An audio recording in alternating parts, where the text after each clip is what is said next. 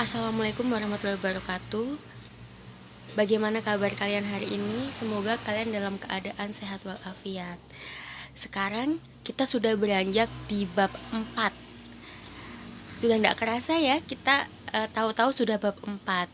Ternyata kita selama ini sudah belajar bersama bahasa Indonesia dengan saya selama hampir 5 bulan. Semoga selama hampir 5 bulan ini kalian benar-benar memahami, mencatat apa yang penting dari yang saya jelaskan, juga mengerjakan tugas-tugas. Karena apa? Setelah ini kalian akan ujian akhir semester, atau sekarang namanya diganti PAS, iya kan? Penilaian akhir semester. Nggak tahu kalau diganti lagi namanya. Jadi saya harap kalian memahami dan kalian juga tetap mempunyai catatan ataupun tugas-tugas untuk bekal kalian naik ke kelas 11. Bagi yang belum mengumpulkan tugas, silahkan dikumpulkan tugasnya. Saya tunggu sampai sebelum ujian akhir semester, karena tugas-tugas kalian, catatan kalian, daftar hadir kalian itu menentukan kenaikan naik atau tidaknya kalian ke kelas selanjutnya. Jadi bagi kalian yang merasa tidak absen sama sekali di mata pelajaran bahasa Indonesia, bisa menemui saya di sekolah. Kumpulkan buku catatan kalian, buku tulis kalian beserta tugas-tugasnya di sekolah. Nanti silahkan japri saya. Bu, saya belum mengumpulkan ini, enaknya gimana, solusinya gimana? Kalian bisa langsung japri saya, tanya saya, insya Allah langsung saya jawab. Oke, kita sekarang langsung saja ke bab 4 ya. Bab 4 kita membahas mengenai hikayat. Apakah kalian pernah mendengar hikayat? Sepertinya asing ya di telinga kalian. Hikayat itu apa sih gitu. Lalu di sini ada kompetensi dasarnya, yaitu untuk melestarikan nilai kearifan lokal melalui cerita hikayat. Jadi dari bab 4 ini kita diharapkan bisa melestarikan nilai-nilai kearifan lokal melalui cerita hikayat ini. Jadi hikayat ini adalah sebuah cerita.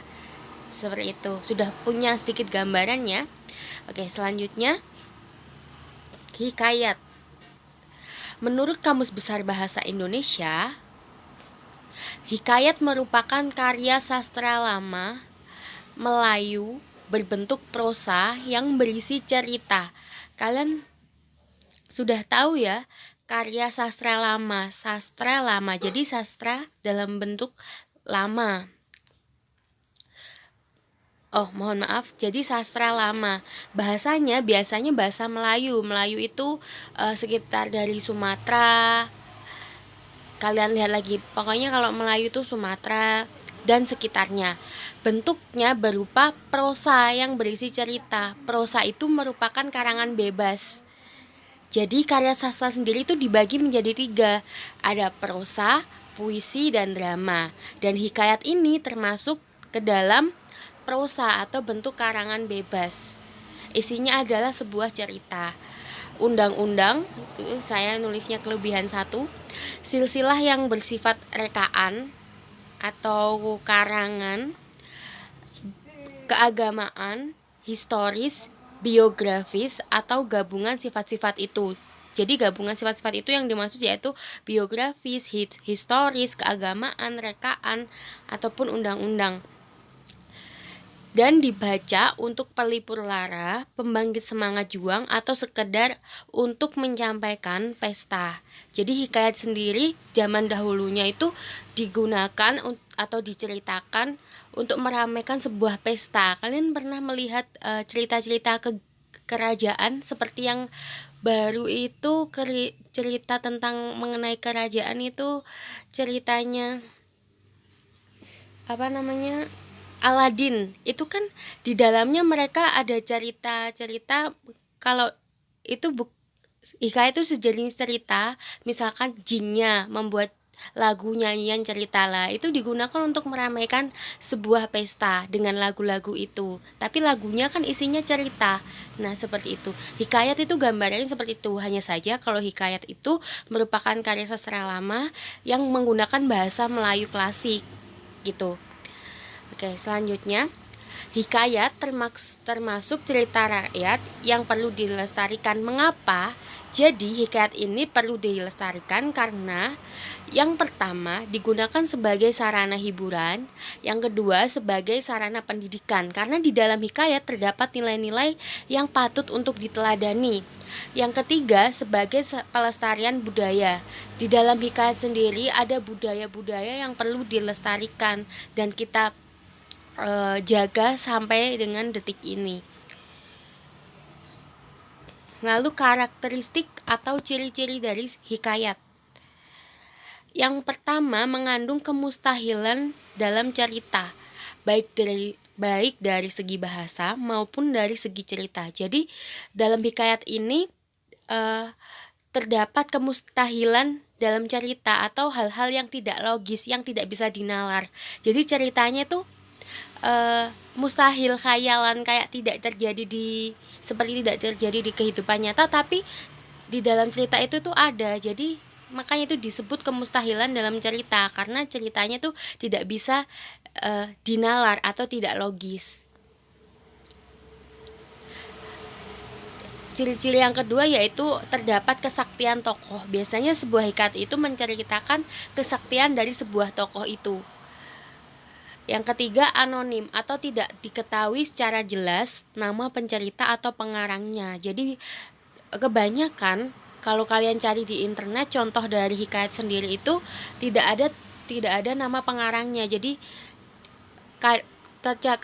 terkadang juga hikayat itu cenderung dari bahasa lisan. Jadi misalkan dari mbah-mbah kita cerita tentang hikayat pada zaman dahulu dan lain-lain bla bla bla seperti di cerita Upin Ipin itu ya. Nah, itu kan dari bahasa lisan menceritakan kerajaan ini gini-gini untuk apa? Untuk memberi pembelajaran kepada anak-anaknya, kepada siswanya dan lain-lain. Nah, biasanya itu juga bisa menggunakan hikayat ini. Yang terakhir, ciri-cirinya yaitu istana sentris atau bertema dan berlatar kerajaan. Settingnya itu kerajaan. Oh, masih ada lagi ternyata. Bahasa yang dominan dalam hikayat adalah penggunaan konjungsi hampir pada setiap awal kalimat dan menggunakan kata arkais. Kata arkais ini kata-kata yang sudah tidak digunakan, yang asing di telinga kita itu namanya kata arkais. Kalian nanti bisa buka di dalam KBBI contoh dari kata-kata arkais itu seperti apa. Di Google juga banyak sudah, atau di buku paket kalian itu juga ada contoh-contoh dari kata arkais dalam sebuah teks hikayat atau teks hikayat itu ada. Selanjutnya, persamaan hikayat dengan cerpen, yaitu sama-sama narasi fiksi atau imajinatif berdasarkan imajinasi. Unsur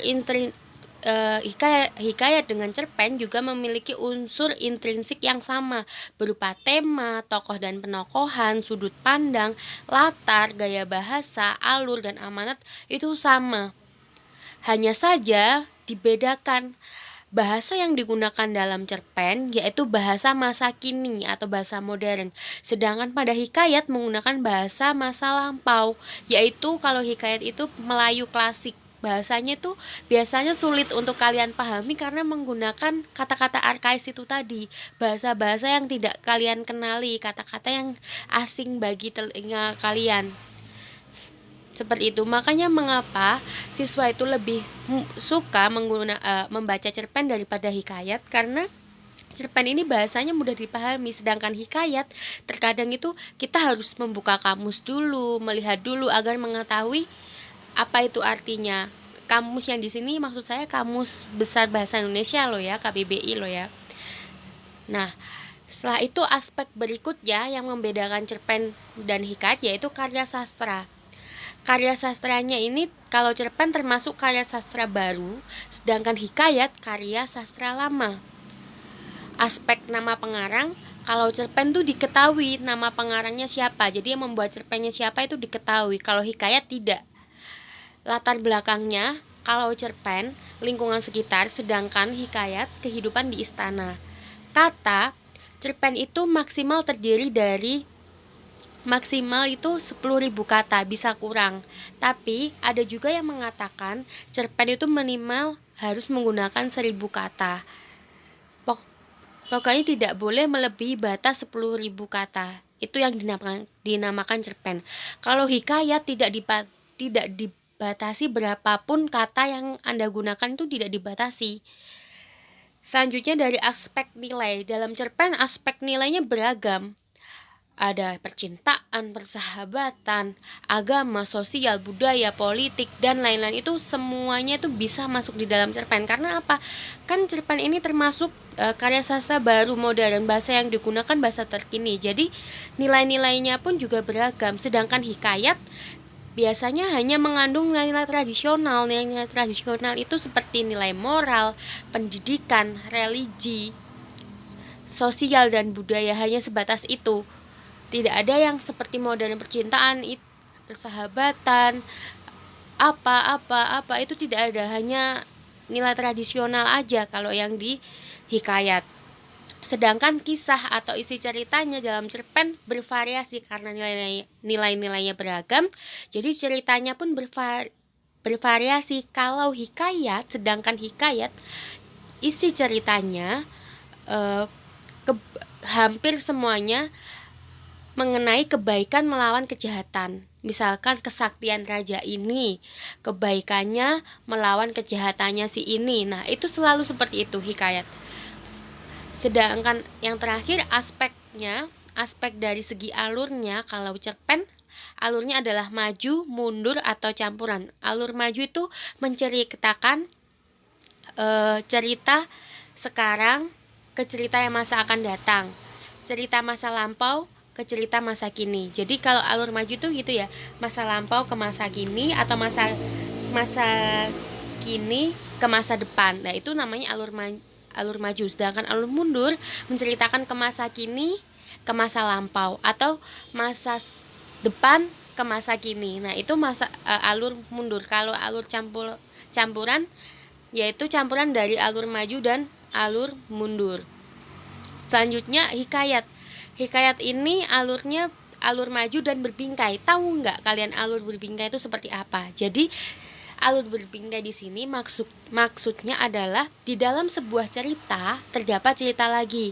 Seperti ceritanya biasanya pengantarnya tuh kata-kata pada zaman dahulu diceritakan sebuah kisah mengenai bla bla bla bla bla. Terus lalu ada ceritanya. Nah, itu namanya alur berbingkai, atau di dalam sebuah cerita ada cerita lagi, seperti itu. Nah, sampai di sini pembelajaran kali ini mengenai hikayat. Saya harap kalian memahami apa yang saya jelaskan. Jika kalian tidak paham bisa langsung bertanya kepada saya. Jangan lupa untuk materi hari ini dicatat, ditulis di buku tulis kalian agar kalian mempunyai catatan. Seperti itu ya. Oh iya, satu lagi, saya lupa menyampaikan perbedaannya itu. Yang tadi ada gaya bahasa ya. Gaya bahasa itu ada majasnya. Jadi gaya bahasa atau majas. Jadi setiap cerita hikayat dengan cerpen itu, hikayat dan cerpen itu memiliki gaya bahasa atau majas. Majasnya sama, hanya saja kalau di dalam di dalam cerpen digunakan untuk menyatakan alur waktu atau urutan kejadian, sedangkan di dalam hikayat untuk memperindah cerita. Jadi majas di dalam cerpen digunakan untuk menyatakan urutan kejadian, urutan waktu, sedangkan dalam hikayat untuk memperindah cerita. Itu saja tambahan saya, yaitu tambahnya ditambah di buku tulis kalian, aspeknya ditambah majas ya. Oke. Jangan lupa dicatat, jangan lupa tugas yang belum dikumpulkan silahkan dikumpulkan. Bagi kalian yang merasa tidak mengumpulkan tugas sama sekali, langsung WA japri saya, karena sebentar lagi akan ada nilai kalian akan dimasukkan ke dalam e-rapot. Jadi saya tidak mau nanti ada di belakang kalian tidak lulus dalam tidak tuntas dalam bahasa Indonesia atau apapun itu. Pokoknya kalian kalau tidak mengumpulkan tugas langsung beritahu saya. Seperti itu ya. Sekian pembelajaran hari ini, semoga bermanfaat. Terima kasih. Wassalamualaikum warahmatullahi wabarakatuh.